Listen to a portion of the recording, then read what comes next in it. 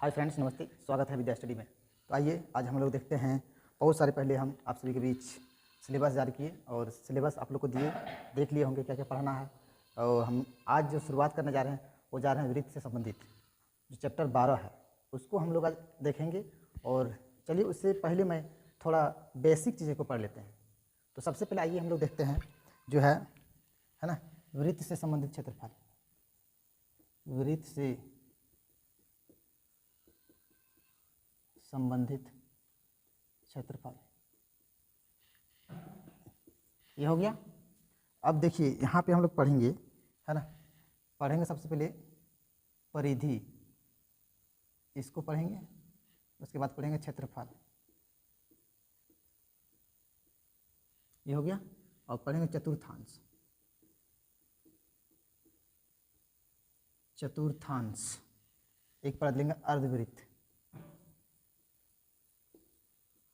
अर्धवृत्त का क्षेत्रफल, है ना। इतने सारे हम लोग यानी वृत्त के अंतर्गत हम लोग पढ़ेंगे। तो हमको पता है कि वृत्त क्षेत्रफल इसके बारे में पढ़ेंगे। तो ये सारी चीज़ वृत्त के बारे में हम लोग पढ़ेंगे। जैसे वृत्त की परिधि, वृत्त की परिधि होती है 2πr, इसको पढ़ेंगे।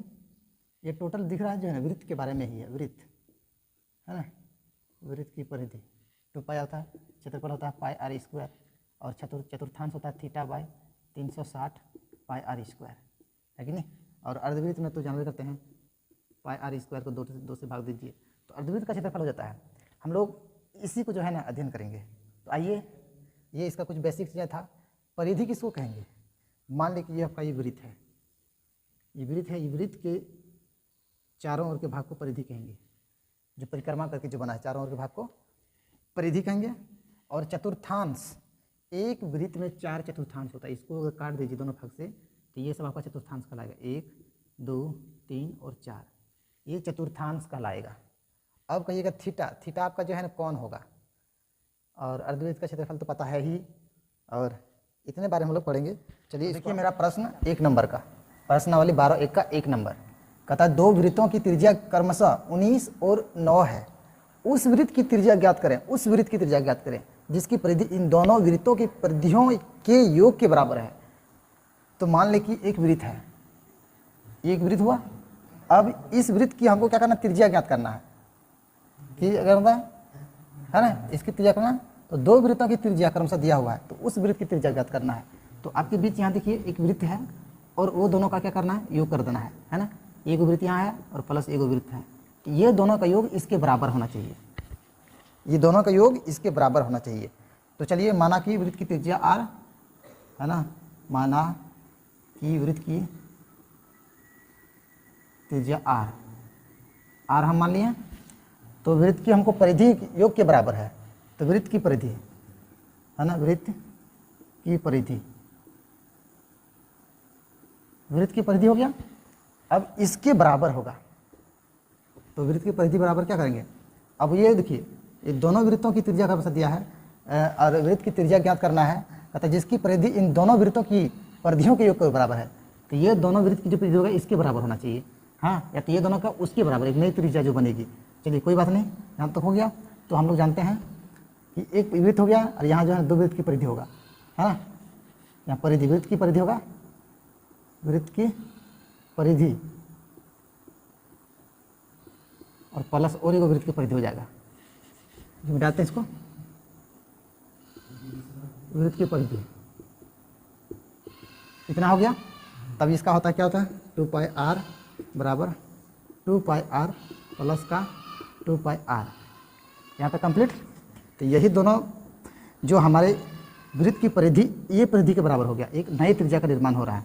तो यहाँ पे हम क्या करना है, आपको तो देख ही रहे हैं कि यहाँ हो जाएगा आपका 2π कॉमन ले लेते हैं, r प्लस r, है ना।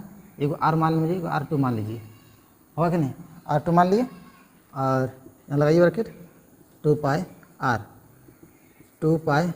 बराबर, आप यहाँ तो सीधा सीधी जो है ना, आप यहाँ 2π खत्म हो जाएगा, तो यहाँ मेरा πr बचा।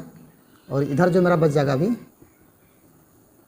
r, है ना, 1 + R2 कंप्लीट। तो R1 मेरा कितना है ना, एक तो 9 है, 19 है, और प्लस का एक 9 है कि नहीं।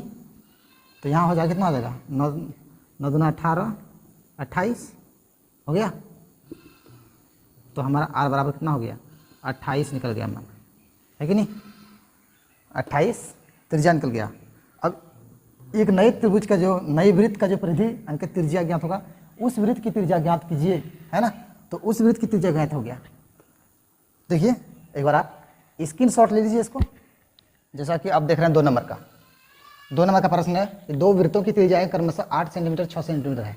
उस वृत्त की त्रिज्या ज्ञात कीजिए जिसकी क्षेत्रफल, है ना, इन दोनों वृत्तों के क्षेत्रफल के योग के बराबर होती है। तो यहाँ देखिए कि एक यानी 2 वृत्त का तो त्रिज्या दिया हुआ है, एक वृत्त का दिया है और प्लस एक वृत्त का क्षेत्रफल दिया हुआ है।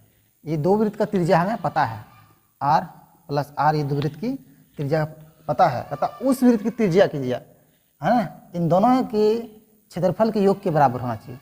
तो ये दोनों का योग हो गया और उस वृत्त की त्रिज्या निकलेगा, ये एक बड़ा R त्रिज्या जो निकलेगा, ये दोनों को मिलके यानी दोनों के योग के बराबर उस वृत्त की त्रिज्या ज्ञात करना है कि नहीं।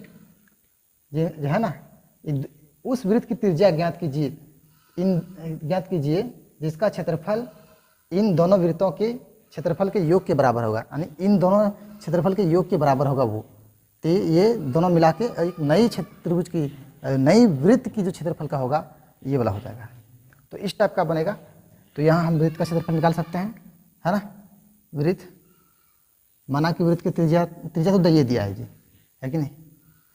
R दिया है, R1 मान लीजिए वो 8 और R2 मान लीजिए 6 सेंटीमीटर, ये 2 चीज़ हमें दे दिया गया है।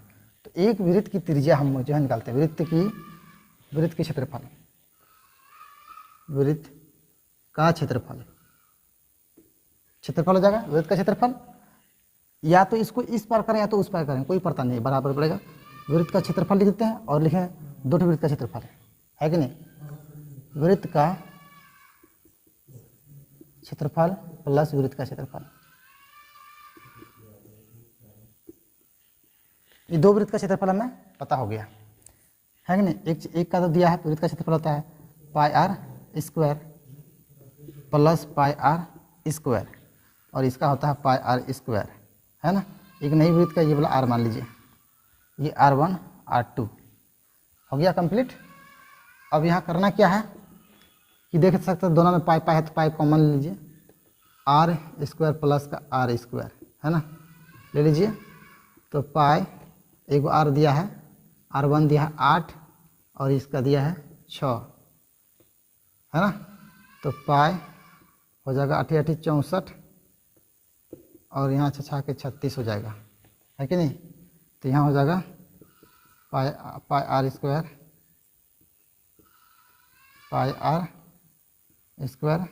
है ना, यहाँ R नहीं होगा, पाई R स्क्वायर। तो पाई कट जाएगा, हमारे बीच R स्क्वायर सिर्फ बचेगा। और यहाँ इसको जोड़ दीजिए, 6 4 10 10 के 0, 6 3 9 1 10, 100 हुआ, है कि नहीं, 100 हुआ। तो यहाँ हमें R पर जो है स्क्वायर लगा हुआ है, R पर स्क्वायर लगा हुआ, तो हम यहाँ R बराबर लिख देंगे 100 और इस पर जाकर रूट चढ़ जाएगा, है ना। तो R बराबर हमारा 10 प्राप्त होगा, 110 का वर्ग है ना। 10 का वर्ग 100 है, तो इसलिए हमारा 10 एक नई जाकर त्रिज्या मेरा R निकला। तो यहाँ तक निकल गया, कंप्लीट हो गया। ये आपका आंसर होगा, एक उस वृत्त की त्रिज्या। तो चाहिए एक बार इसको स्क्रीनशॉट आप ले लीजिए। चलिए, मुझे उम्मीद है कि आप समझ गए होंगे और स्क्रीनशॉट भी ले लिए होंगे। तो समझ गए हैं तो आप लोग लाइक और सब्सक्राइब शेयर करना ना भूलिएगा, क्योंकि इस चैनल के माध्यम से आपको क्लास 8वीं 9वीं 10वीं और 11वीं 12वीं तक का भी तैयारी कराई जाती है। तो अगर आप पहली बार आए हैं तो इस चैनल को सब्सक्राइब करके जाइएगा और बेल आइकन को दबाना नहीं भूलिएगा, ताकि हमारा नोटिफिकेशन आपके पास सबसे पहले पहुंचे। चलिए दोस्तों, फिर मिलते हैं हम एक नेक्स्ट वीडियो में, तब तक के लिए धन्यवाद। जय हिंद।